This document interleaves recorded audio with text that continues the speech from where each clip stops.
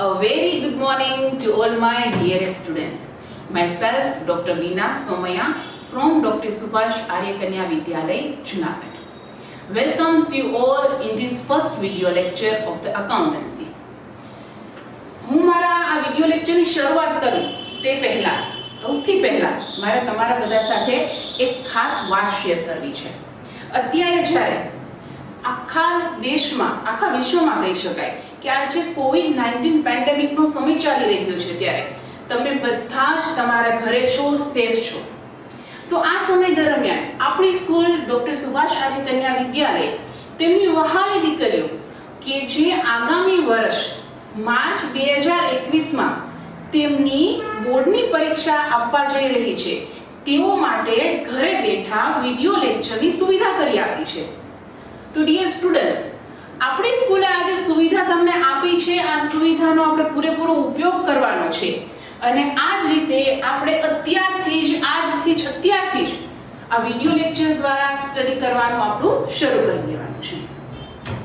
It has been said that life never provides any guarantee or any warranty. It just provides opportunities and possibilities. Don't miss them. Make the best use of it. આનો meaning એવી રીતે થાય છે, ગુજરાતીમાં જો હું તમને કહું તો આનો મીનિંગ એવી રીતે થાય છે કે જિંદગી આપણને ક્યારેય પણ કોઈ પણ પ્રકારની બાંહેધરી કે કોઈ પણ પ્રકારની ખાતરી ક્યારેય આપતી નથી. જિંદગી ફક્ત આપણને શક્યતાઓ આપે છે, તક આપે છે અને આપણે તે શક્યતાઓનો, તે તકનો પૂરેપૂરો ઉપયોગ કરી લેવો જોઈએ. એને સાંભળી લેવી જોઈએ, એને લઈ લેવી જોઈએ, એને જતી કરવી ન જોઈએ. જો આપણે આપણી લાઈફમાં એક સારા મુકામ પર પહોંચવું છે જો આપણે આપણી જિંદગીમાં સફળ થવું છે તો all you are ready to start our video lecture. અને આ જે સુવર્ણ તક તમને મળી છે સ્ટુડન્ટ્સ, આ તકને લઈ લેજો, આ તકને જવા દેતા નહીં. Because you all want to gate success in your 12th commerce examination. તો આ જ આશા સાથે કે આ વિડિયો લેક્ચર દ્વારા જે તમને તક મળી છે એ તકનો તમે બેસ્ટ યુઝ કરી લેશો અને તમે બધા આની સાથે આ વિડિયો લેક્ચરની સાથે સિન્સિયરલી વર્ક કરશો. આ જ આશા સાથે આજે હું અત્યારે 12th કોમર્સ નો જે મેઇન સબ્જેક્ટ કહી શકાય એટલે કે એલિમેન્ટ્સ ઓફ અકાઉન્ટન્સી, જો આપણે ગુજરાતીમાં કહીએ તો નામાના મૂળ તત્વો, આ સબ્જેક્ટની શરૂઆત કરવા જઈ રહી છું. જો નામાના મૂળ તત્વો વિશે હું કંઈક સ્પેશિયલ વાત કહું, જો કંઈક ખાસ વાત કહું તો કે કોમર્સ માટેનો એક સ્પેશિયલ સબ્જેક્ટ, એક ઇમ્પોર્ટન્ટ સબ્જેક્ટ, બોર્ડ માટે એક કોઈ સ્કોરિંગ સબ્જેક્ટ કહી શકાય તો એ છે accountancy. If there is no accountancy, there is no commerce. જો અકાઉન્ટન્સી નથી તો કોમર્સ છે જ નહીં. અને દરેક કોમર્સના સ્ટુડન્ટ્સની ઓળખ અકાઉન્ટન્સીથી જ થતી હોય છે. એટલે તો કહેવાયું છે કે accountancy is the base of commerce. Accountancy છે એ જ કોમર્સનો પાયો છે. તો જે લોકો કોમર્સના સ્ટુડન્ટ્સ છે એ ક્યારેય પણ અકાઉન્ટન્સીને અવોઇડ કરી શકશે નહીં. અને આના માટે દરેક વિદ્યાર્થી જે કોમર્સનો વિદ્યાર્થી છે એની અકાઉન્ટન્સી ઉપર એક પૂરેપૂરી જોરદાર પકડ હોવી જોઈએ. તો dear students, shall we start now? Okay, સૌથી પહેલા જો નામાના મૂળ તત્વોના વિષયની તમને વાત કરું તો જે નામાના મૂળ તત્વો એટલે કે એલિમેન્ટ્સ ઓફ અકાઉન્ટન્સી છે એ તમારે બે ભાગમાં ડિવાઇડ કરેલું છે. એક ભાગ 1, ભાગ 2. જે ભાગ 1 છે એમાં 1 to 7 ચેપ્ટર ઇન્ક્લુડેડ છે અને જે અકાઉન્ટનો ભાગ 2 છે એમાં 1 to 6 ચેપ્ટર ઇન્ક્લુડેડ છે. હવે જે ભાગ 1 છે એમાં જે દરેક ચેપ્ટર છે એ ભાગીદારી પેઢીના છે અને જે ભાગ 2 છે એના જે દરેક ચેપ્ટર છે એ કંપની પર એટલે કે કોર્પોરેટ સેક્ટર સાથે સંકળાયેલા છે. અને અત્યારે આપણે જે શરૂ કરવા જઈ રહ્યા છે એ ભાગ 1 અને એનું જે ચેપ્ટર નંબર 3 છે, પાંગડીનું મૂલ્યાંકન, means valuation of the goodwill. આ ચેપ્ટરની આપણે શરૂઆત કરવા જઈ રહ્યા છીએ. હવે આ જે ચેપ્ટર 3 કે જેનું નામ છે પાંગડીનું મૂલ્યાંકન, તે આપણા બોર્ડના પેપરમાં કેટલા માર્ક્સથી પૂછાય છે તે આપણે ફર્સ્ટ ઓફ ઓલ સમજી લઈએ. ત્રણ સેક્શનમાં પૂછાય છે, સેક્શન A, સેક્શન B અને સેક્શન D. સેક્શન A છે એમાં એક MCQ નો ક્વેશ્ચન હોય છે જેનો 1 માર્ક્સ હોય છે. B સેક્શન છે તેમાં એક નાનો પ્રશ્ન પૂછાય છે, એ નાનો પ્રશ્ન પણ 1 માર્ક્સનો હોય છે.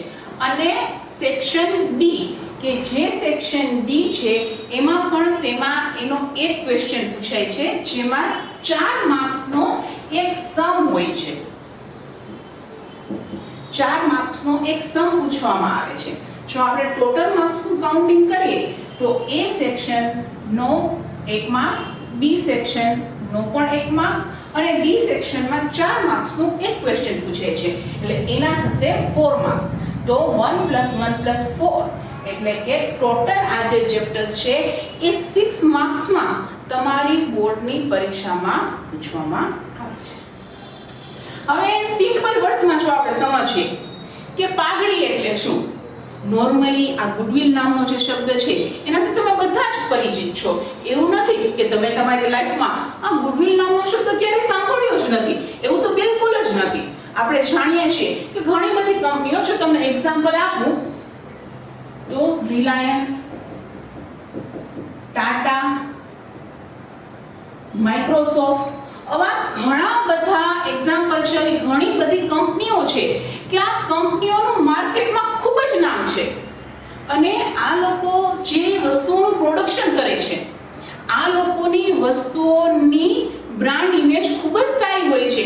એટલે જ આ લોકોની વસ્તુઓ એની બ્રાન્ડ ઇમેજને કારણે માર્કેટમાં ખૂબ જ સેલિંગ થતી હોય છે. સપોઝ હું તમને વાત કરું કે રિલાયન્સ, ટાટા અને માઇક્રોસોફ્ટ, હા કદાચ એવું હોઈ શકે કે તમને તેના માલિકનું નામ ખબર નથી, it can be possible, but તમે રિલાયન્સ કે ટાટા આ કોઈ કંપનીના નામ જ નથી સાંભળ્યા, કે આ કોઈ કંપનીની પ્રોડક્ટ તમે યુઝ કરતા જ નથી કે ક્યારેય કરી જ નથી, આવું તો પોસિબલ થવાનું જ નથી. એટલે કોઈ એક કંપનીની માર્કેટમાં એક બહુ જ સારી બ્રાન્ડ ઇમેજ છે, ગુજરાતીમાં એને છાપ કહી શકાય. કોઈ એક કંપનીની માર્કેટમાં એક ખૂબ જ સારી રેપ્યુટેશન એટલે કે એની ખૂબ જ સારી પ્રતિષ્ઠા છે. બધા જ લોકો તેમની પ્રોડક્ટને તેમના નામથી જ ઓળખે છે. તો આ જે પ્રખ્યાતિ છે, આ જે પોપ્યુલારિટી છે, તો આ પોપ્યુલારિટી એક દેશમાં પણ હોઈ શકે, પોતાના દેશમાં નેટિવમાં હોઈ શકે, અને એવું પણ બની શકે કે આ પોપ્યુલારિટી છે એ ઓલ ઓવર વર્લ્ડમાં પણ હોઈ શકે. તમે રિલાયન્સ કે ટાટા કે માઇક્રોસોફ્ટની વાત કરો તો આ કંપનીઓ તો એવી છે કે તેણે તેનું નામ ફક્ત પોતાના જ દેશમાં નહીં પણ ઓલ ઓવર વર્લ્ડમાં તેણે તેનું નામ કર્યું છે અને પોપ્યુલારિટી પ્રાપ્ત કરી છે. તો આ બધી વસ્તુઓને આપણે પાઘડી કહી શકીએ. હવે જો આપણે એની ડેફિનેશન, જો આપણે એની વ્યાખ્યા સમજીએ તો એની વ્યાખ્યા શું થઈ શકે? તો કે પાઘડી એ ધંધાકીય એકમની પ્રતિષ્ઠાનું નાણાકીય મૂલ્ય છે. આમાં સ્ટુડન્ટ્સ બે શબ્દો એવા છે કે જે ખૂબ જ ઇમ્પોર્ટન્ટ છે. પહેલા શબ્દની આપણે વાત કરીએ તો એ છે એકમની પ્રતિષ્ઠા, અને જો આપણે બીજા શબ્દની વાત કરીએ તો એ છે નાણાકીય મૂલ્ય. તો સૌથી પહેલા આપણે એકમની પ્રતિષ્ઠા વિશે જોઈએ કે કેને કહેવાય એકમની પ્રતિષ્ઠા, ત્યારબાદ આપણે સમજશું કે કેને કહેવાય નાણાકીય મૂલ્ય. સૌથી પહેલા આપણે વાત કરીએ એકમની પ્રતિષ્ઠાની. આપણે એક્ઝામ્પલ દ્વારા સ્ટડી કરવા જઈ રહ્યા છે, એટલે હું તમને એક્ઝામ્પલ દ્વારા જ બધી વસ્તુ એક્સપ્લેન કરું છું.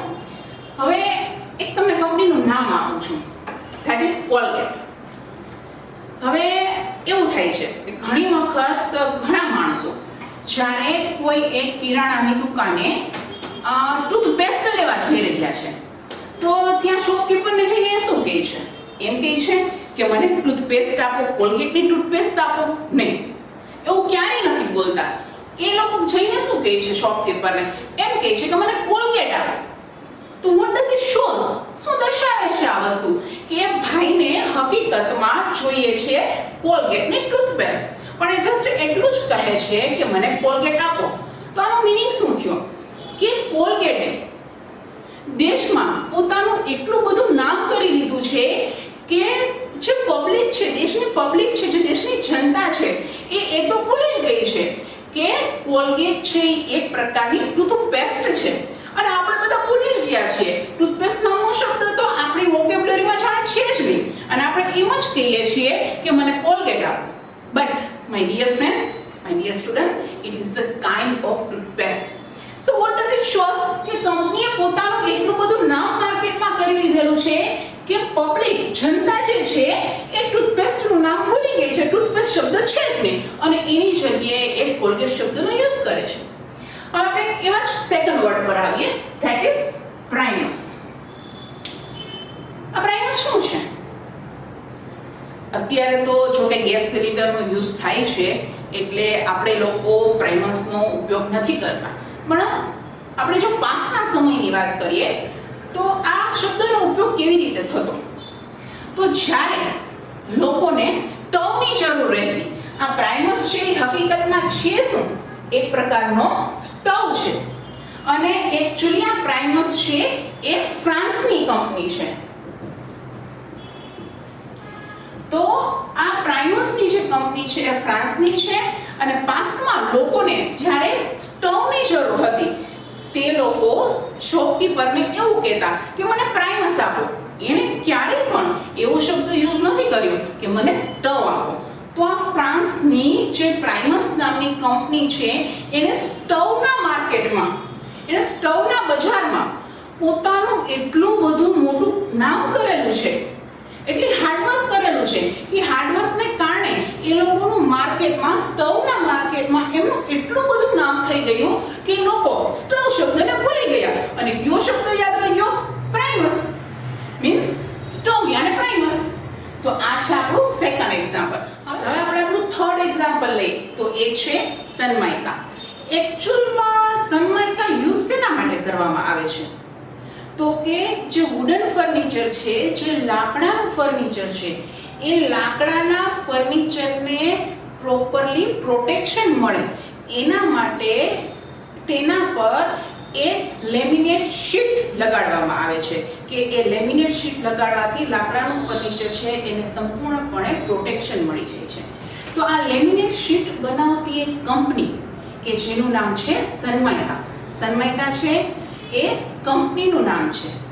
તો આ સનમાઇકા નામની કંપનીએ આ લેમિનેટ શીટના માર્કેટમાં પોતાનું એટલું બધું નામ કરી લીધું કે દરેક લોકો આ સનમાઇકા કંપનીની જ લેમિનેટ શીટ યુઝ કરવા માંડ્યા અને જ્યારે પણ એ લેમિનેટ શીટ ખરીદવા માટે માર્કેટમાં જાય છે ત્યારે તે શોપકીપરને એમ જ કહે છે કે મને સનમાઇકા આપો. તે ક્યારે પણ એવો વર્ડ યુઝ નથી કરતા કે મને લેમિનેટ શીટ આપો. તો આ આપણું છે થર્ડ એક્ઝામ્પલ, સનમાઇકા કંપની, કે આની પણ ગુડવિલ માર્કેટમાં બહુ જ બધી છે. તો આ Colgate, Primus, Sunmica, Reliance, Tata, micro, આવી તો અનેક કંપનીઓ છે જે પોતાના દેશમાં, વિદેશમાં, સંપૂર્ણ જગતમાં એને પોતાનું એટલું બધું નામ કરી લીધેલું છે કે તેનું નામ જ કાફી છે. અને એ જે નામ છે, આ નામ એને તેના હાર્ડવર્ક અને એના સ્માર્ટવર્ક, એને જે ભૂતકાળમાં જે મહેનત કરી છે તેને કારણે પ્રાપ્ત થયું છે. અને આ જે નામ છે, આ જે માર્કેટમાં આ કંપનીની આટલી બધી પ્રતિષ્ઠા છે, આટલી બધી એની બ્રાન્ડ ઇમેજ છે, તેને જ કહેવાય છે ગુડવિલ.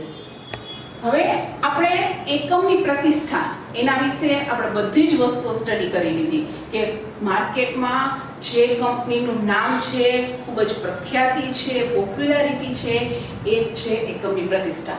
અને હવે આપણો સેકન્ડ વર્ડ કે જે છે નાણાકીય મૂલ્ય, ફિનાન્શિયલ વેલ્યુ. તો આનો આપણે મીનિંગ સમજીએ. એમાં પણ હું તમને એક એક્ઝામ્પલ આપું છું. For an example, mister X છે એ મિસ્ટર વાય ને ધંધો શેર કરે છે, ધંધો વેચી આપે છે. હવે મિસ્ટર એક્સ મિસ્ટર વાય ને ધંધો વેચશે એટલે બધી પોતાની મિલકતો પણ આપી દેશે અને સાથે સાથે બધા દેવા પણ આપી દેશે. હવે સપોઝ જ્યારે મિસ્ટર એક્સ છે મિસ્ટર વાય ને ધંધાનું સેલિંગ કરે છે ત્યારે આપણે મિસ્ટર એક્સ છે એનું જે પાકું સરવૈયું છે એ પાકા સરવૈયા મુજબ ધંધાની કુલ મિલકત 15 લાખ છે અને એ જ ધંધાના કુલ દેવા 5 લાખ છે. આપણને લોકોને ખ્યાલ જ છે, આપણે 11th કોમર્સમાં સ્ટડી કરેલું જ છે કે જો આપણે ચોખ્ખી મિલકતો જોતી હોય તો કુલ મિલકતોમાંથી કુલ દેવા બાદ કરવા પડે. તો કુલ મિલકતો 15 લાખ, કુલ દેવા 5 લાખ. 15 lakhs માંથી 5 lakhs ને આપણે બાદ કરશું તો ચોખ્ખી મિલકત જે છે એ છે 10 lakhs. તો મિસ્ટર એક્સ ની ચોખ્ખી મિલકતો આવેલી છે 10 lakhs.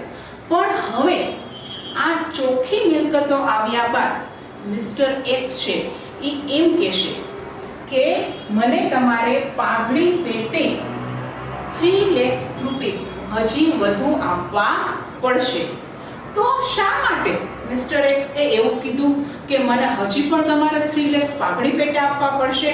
કારણ કે મિસ્ટર એક્સ છે એ ઘણા વર્ષોથી બિઝનેસ કરે છે.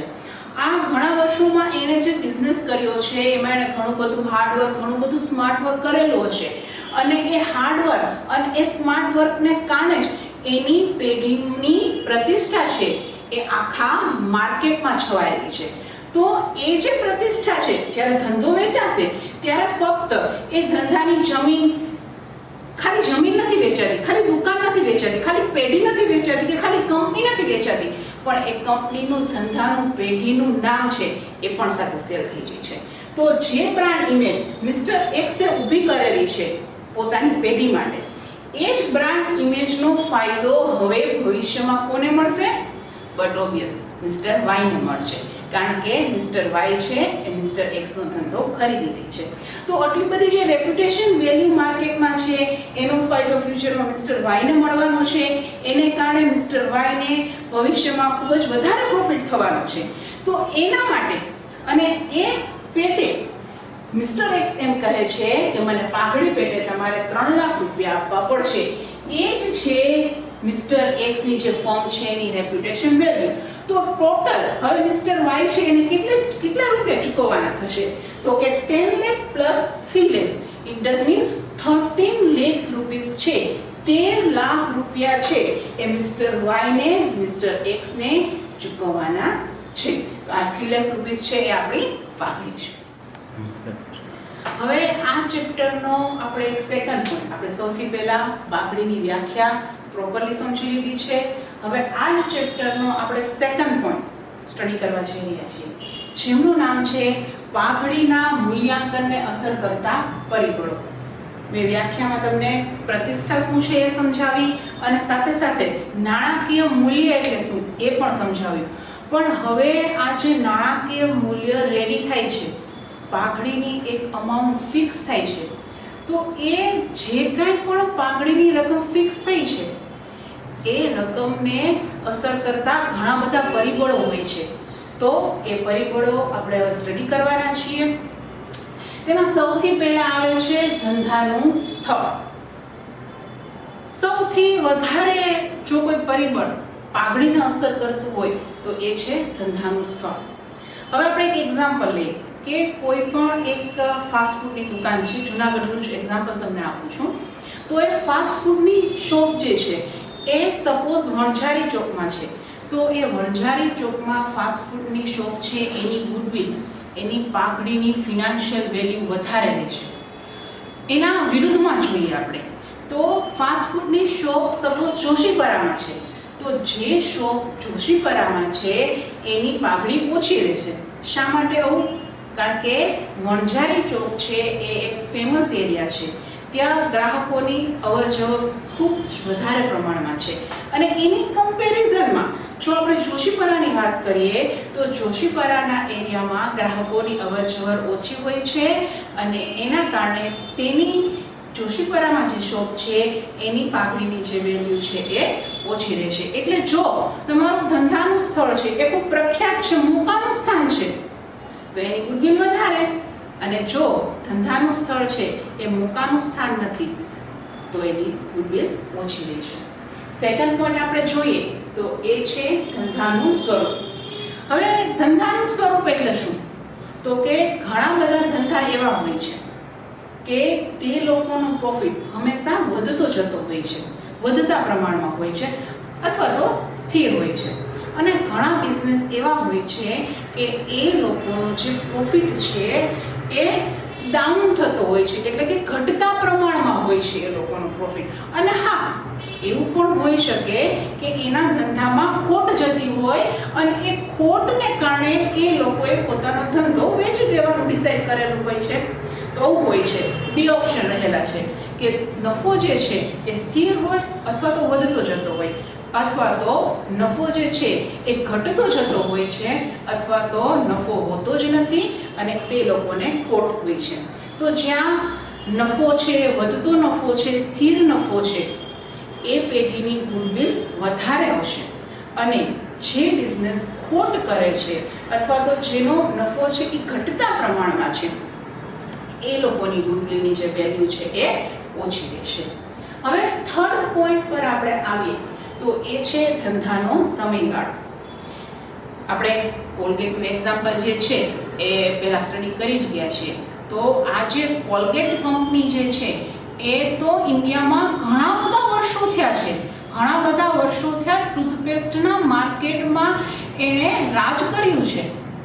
તો એની ગુડવિલ ખૂબ જ વધુ છે. અને સપોઝ તમે એવું ઇમેજિન કરો કે હમણાં એક જ વર્ષ થયા કોઈ એક ન્યૂ બ્રાન્ડ ટૂથપેસ્ટ માટે લોન્ચ થઈ છે, તો એની જે ગુડવિલ છે એની કમ્પેરિઝન આપણે ક્યારેય પણ કોલગેટ સાથે કરી શકીએ નહીં. તો જેમ ધંધાના વર્ષો વધારે, જેમ બિઝનેસ છે એ ખૂબ જ જૂનો છે, તો એની ગુડવિલ વધારે ગણવામાં આવશે. અને જો ધંધો ન્યૂ છે તો એની ગુડવિલ હંમેશા ઓછી ગણવામાં આવશે. હવે ફોર્થ પોઈન્ટ લઈએ તો એ છે હરીફાઈ.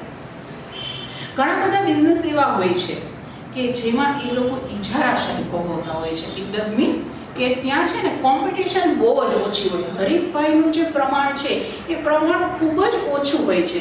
તેની સામે તેને ટક્કર આપવાવાળા લોકો ખાસ કોઈ અવેલેબલ હોતા જ નથી. તો એ બધા બિઝનેસ છે એ તો માર્કેટમાં રાજ કરે છે, તો એ લોકોની ગુડવિલ છે એ વધુ હશે. અને એવો કોઈ બિઝનેસ છે કે જેમાં કોમ્પિટિશન ખૂબ જ વધારે છે. આપણે કોલ્ડ ડ્રિંક્સ માટેની બ્રાન્ડની જો વાત કરીએ, કંપનીની જો વાત કરીએ, તો કોલ્ડ ડ્રિંક્સ માટે કોકા-કોલા, થમ્સઅપ, મિરિન્ડા, પેપ્સી એવી તો અનેક કંપનીઓ છે. તો આ બધી જે કોલ્ડ ડ્રિંક્સ માટેની કંપનીઓ છે તેના વચ્ચે ખૂબ જ પૂર્ણ હરીફાઈ છે. તો એની જે ગુડવિલ છે એ કોઈ ઇજારાશાહી કંપની છે એના પ્રમાણમાં તો બટ ઓબ્વિયસ છે કે ઓછી જ રહેવાની છે. તો શોર્ટમાં આપણે એમ કહી શકીએ કે જ્યાં હરીફાઈ ઓછી છે ત્યાં ગુડવિલ વધુ છે, અને જ્યાં હરીફાઈ વધુ છે ત્યાં ગુડવિલ ઓછી છે. નેક્સ્ટ પોઈન્ટની વાત કરીએ તો એ છે પેઢીની વિશિષ્ટતા. હવે કેને કહેવાય પેઢીની વિશિષ્ટતા? તો કે તમને ખ્યાલ હશે કે ઘણી બધી કંપનીઓ પાસે ઇમ્પોર્ટ એક્સપોર્ટ લાયસન્સ હોય છે, ટ્રેડમાર્કની ફેસિલિટી હોય છે, પેટન્ટ હોય છે, કોપીરાઇટ હોય છે. તો આવી ઘણી બધી ફેસિલિટી છે જે ગવર્મેન્ટ દ્વારા એ કંપનીઓએ પ્રાપ્ત કરેલી હોય છે, મેળવેલી હોય છે. તો આ જે બધી પેટન્ટ, કોપીરાઇટ, ટ્રેડમાર્ક, આ જે બધી એની અદૃશ્ય મિલકતો કહી શકાય. બરાબર છે? તો આ બધાને વિશિષ્ટ હકો છે, એ એક પ્રકારની અદૃશ્ય મિલકતો છે. તો જે પેઢી પાસે, જે બિઝનેસ પાસે આ પેઢીની વિશિષ્ટતાઓ છે અથવા તો વધુ પ્રમાણમાં છે, એ પેઢીની ગુડવિલ વધારે કહી શકાશે. અને જે પેઢી પાસે આ રીતના કોઈ લાયસન્સ કે ટ્રેડમાર્ક કે કોપીરાઇટ નથી અવેલેબલ, તો એ પેઢીની જે ગુડવિલ છે એ ઓલવેઝ ઓછી જ રહેશે. નાઉ નેક્સ્ટ પોઈન્ટ ઇઝ વ્યક્તિગત કૌશલ્ય. હવે આ વ્યક્તિગત કૌશલ્ય છે એ પાઘડીના મૂલ્યાંકનને કઈ રીતે અસર કરે છે, અને આ વ્યક્તિગત કૌશલ્ય એટલે શું આપણે તે સમજીએ. સૌથી પહેલા આપણે એક એક્ઝામ્પલ જોઈએ. સપોઝ મિસ્ટર એક્સ છે, તે પરફેક્ટ સ્ટડી સેન્ટર ના નામથી એક ક્લાસીસ ચલાવે છે, અને ત્યાં આ મિસ્ટર એક્સ છે એ પર્સનલી ટીચિંગ આપે છે. હવે થોડા સમય પછી એમને એમ થાય છે કે મારો જે બિઝનેસ છે, મારા જે આ ક્લાસીસ છે એને સેલ કરી દેવા છે. તો આ સમયે જ્યારે મિસ્ટર એક્સ પોતાના ક્લાસીસ સેલ કરવાનું વિચારે છે, ત્યારે આ પરફેક્ટ સ્ટડી સેન્ટરની સાથે ખાલી તે ક્લાસ સંકળાયેલ નથી, પરંતુ મિસ્ટર એક્સની જે ટીચિંગ સ્ટાઇલ છે એ સંકળાયેલી છે. કે મિસ્ટર એક્સ એટલી બધી ખૂબ જ સારી રીતે ત્યાં સ્ટડી કરાવે છે કે એને કારણે જ વિદ્યાર્થીઓ આ સેન્ટરમાં સ્ટડી કરવા માટે આવે છે. હવે સપોઝ મિસ્ટર એક્સ છે એ પોતાના ક્લાસીસ છે એ મિસ્ટર વાયને સેલ કરી દે છે, પરંતુ ત્યાં ફક્ત ક્લાસીસની વેલ્યુ છે એને જ ધ્યાનમાં લેવાશે. પાઘડીની વેલ્યુ છે ત્યાં એ પાઘડીની વેલ્યુ એટલી બધી વધારે કાઉન્ટ નહીં થાય. શા માટે કાઉન્ટ નહીં થાય? કારણ કે હવે મિસ્ટર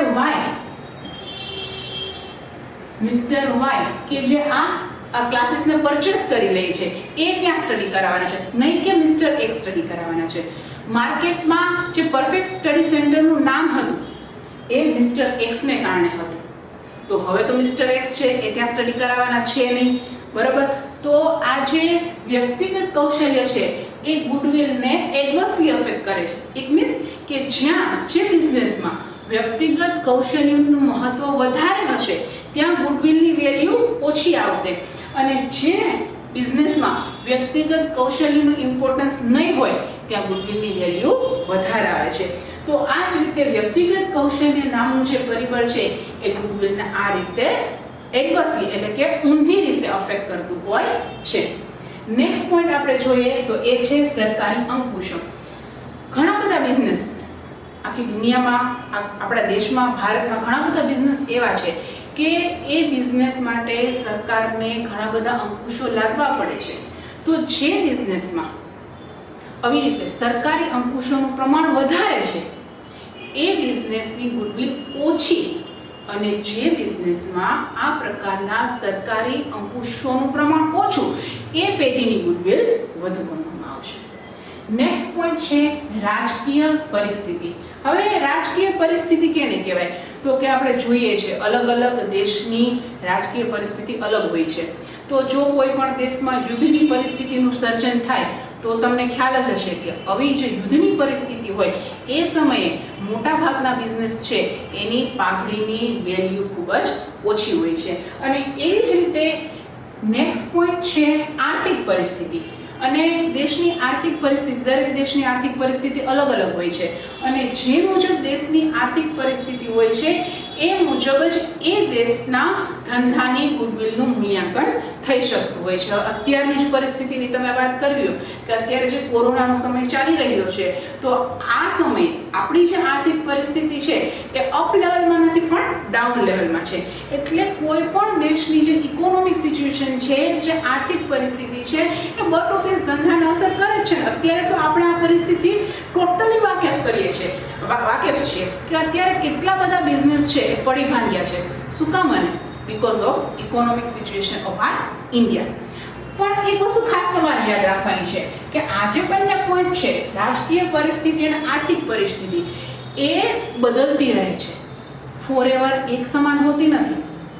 કચ્છમાં જ્યારે ભૂકંપ આવેલો હતો, બરાબર છે, ત્યારે ત્યાંના બિઝનેસની હાલત બહુ જ ખરાબ થઈ ગઈ હતી, પણ એના પછી ત્યાંના બિઝનેસ છે એને ખૂબ જ વેગ મળેલો હતો. એ જ રીતે અત્યારે આપણે કોરોનાનો સમય છે તો અત્યારના સમયમાં ઘણા બધા બિઝનેસ છે એને ખૂબ જ નુકસાન થયેલું છે, બરાબર છે. અત્યારે કોઈ પણ વ્યક્તિ એવી છે કે મારે મારા ધંધાને સેલ કરવો છે તો ગુડવિલની વેલ્યુએશન આવશે નહીં, પણ થોડા સમય બાદ જ્યારે આપણા દેશમાં આ કોરોનાનો સમય નીકળી જશે ત્યારબાદ ઘણા બધા બિઝનેસ છે, લગભગ એમ સમજી લો કે બધા જ બિઝનેસ છે એને ફરી પાછો પોતાનો વેગ મળી જશે. તો આફ્ટર સમ ટાઈમ્સ જ્યારે કોઈ પણ વ્યક્તિ પોતાનો બિઝનેસ સેલ કરવા માંગશે ત્યારે તો એની પાઘડીની વેલ્યુએશન ખૂબ જ સારી આવવાની જ છે.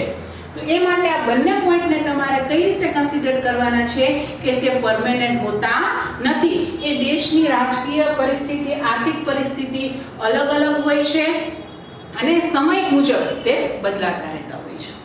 નેક્સ્ટ પોઈન્ટ, ગ્રાહકના પ્રકાર, ટાઈપ્સ ઓફ કસ્ટમર્સ.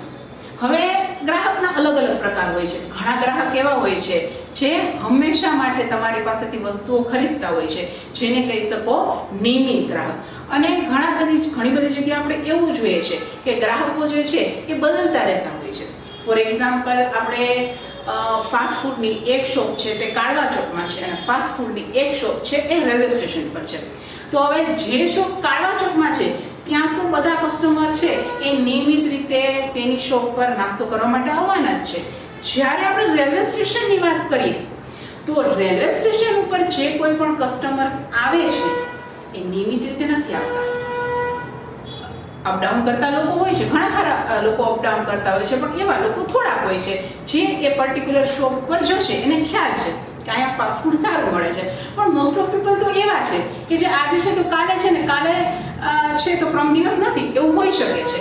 તો રેલવે સ્ટેશન પર જે ફાસ્ટ ફૂડની દુકાન છે તેની ગુડવિલનું મૂલ્ય ઓછું આપી શકાય, પરંતુ કાળવા ચોકમાં જે ફાસ્ટ ફૂડની શોપ છે એની ગુડવિલની વેલ્યુએશન વધારે આવે છે. હા, એક વસ્તુ હોઈ શકે કે રેલવે સ્ટેશનની બિલકુલ સામે જ ફાસ્ટ ફૂડની શોપ છે, બરાબર છે, તો એને ધંધાના સ્થળનો જે બેનિફિટ છે એ મળશે, કારણ કે એક તો રેલવે સ્ટેશન પર છે અને બિલકુલ એની સામે જ છે, તો આ જે બેનિફિટ છે એને મળશે, પણ ગ્રાહકના પ્રકારનો જે બેનિફિટ છે એ તેને મળી શકશે નહીં. નેક્સ્ટ પોઈન્ટ પર આવીએ તો એ છે વેચાણ પછીની સેવા, આફ્ટર સેલ્સ સર્વિસીસ. હવે કોઈ પણ વસ્તુ કોઈ પણ એક પેઢી વેચી આપે છે તો ત્યારબાદ એને ઇન્સ્ટોલેશનની જવાબદારી હોય છે. જ્યારે એ વસ્તુ ખરાબ થાય, બગડી જાય છે, ત્યારે એની રિપેરિંગની પણ જવાબદારી એ પેઢીની હોય છે, એ કંપનીની હોય છે. તો જે પેઢી અને જે કંપની વેચાણ પછીની સેવાઓ ખૂબ જ સારી રીતે આપે છે તો તે પેઢી અને તે કંપની પોતાના કસ્ટમરને સેટિસ્ફેક્શન આપી શકશે, અને સેટિસ્ફેક્શન ખૂબ જ ઇમ્પોર્ટન્ટ છે.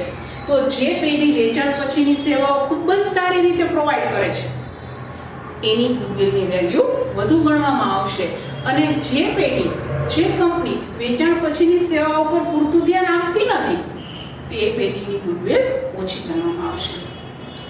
Next and the last point is મજૂર સંબંધો. એવું કહેવામાં આવે છે you just take care of your employees and employees will take care of your work.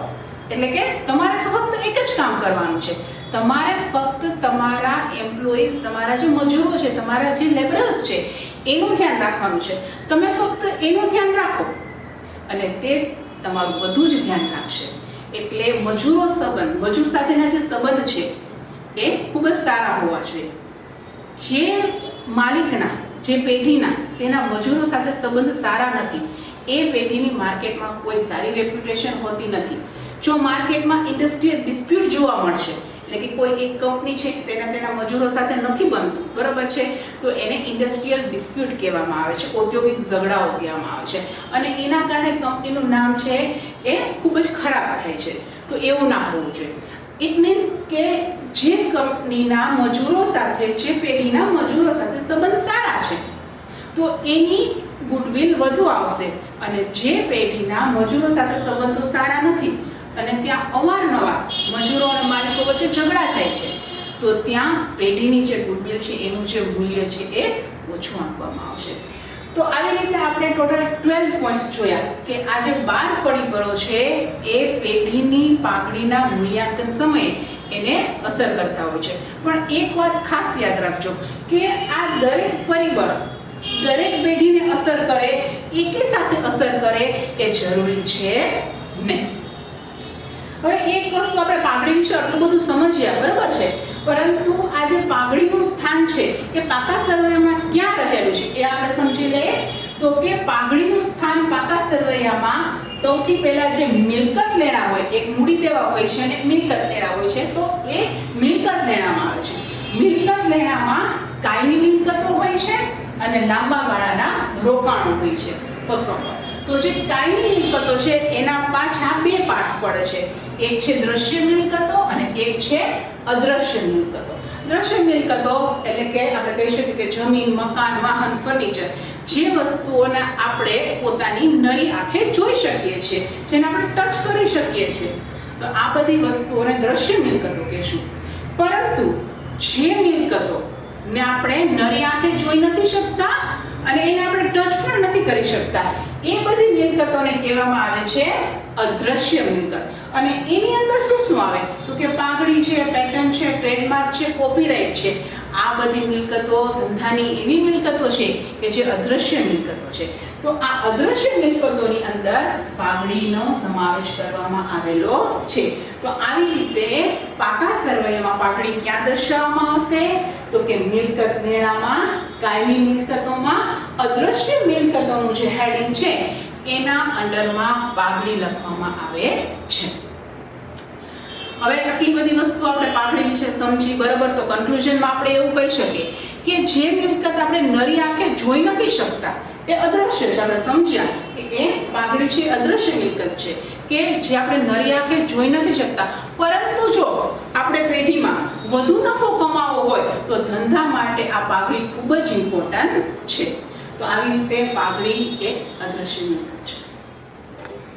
My dear students, આ વિડિયો લેક્ચરના અંતમાં તમારી સાથે ખાસ એક વાત શેર કરવા ઈચ્છું છું કે અહીંથી તમને વિડિયો લેક્ચર દ્વારા સ્ટડી કરવા માટેની ફેસિલિટી તો અમે તમને પ્રોવાઈડ કરી આપી, પરંતુ આ ફેસિલિટીની સાથે આ વિડિયો લેક્ચરની સાથે સાથે તમારું જે ફોલો અપ વર્ક છે એ પણ ખાસ જરૂરી છે. તો તમને ટેક્સ્ટ મેસેજ દ્વારા આપણી જે અકાઉન્ટન્સીની બુક છે એની લિંક તમને મોકલી આપવામાં આવેલી છે.